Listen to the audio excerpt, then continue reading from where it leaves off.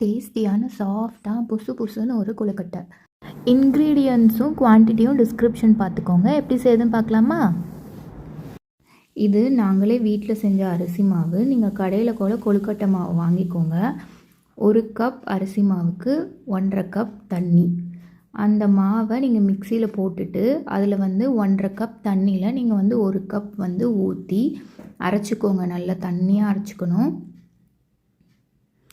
மிக்சியில் போட்டு நல்லா தண்ணியாக அரைச்சிக்கிட்ட பிறகு நீங்கள் வாணலியில் கொஞ்சம் நெய் ஊற்றி அரைச்ச மாவை அதில் ஊற்றிடுங்க.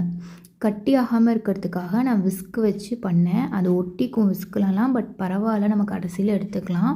மீதி இருக்கிற 1/2 கப் தண்ணியை நான் வாணலியில் டைரெக்டாக ஊற்றிட்டேன்.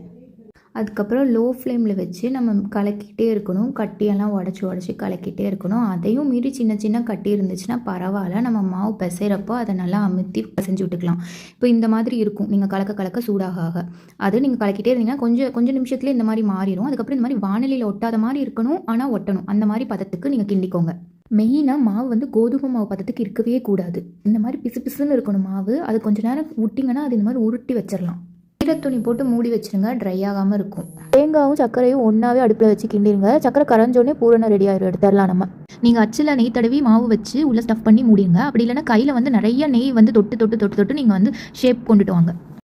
15 மினிட்ஸ் மீடியம் ஃப்ளேம். 15 மினிட்ஸ் கழித்து எடுத்து பார்த்தா சூப்பராக சாஃப்டாக ரெடியாக இருந்துச்சு. நல்லா வெந்துருந்துச்சு. ஓப்பன் பண்ணோடனே தட்டில் இருந்து எடுத்துடாதீங்க, அது பிஞ்சிட்டு வந்துடும்.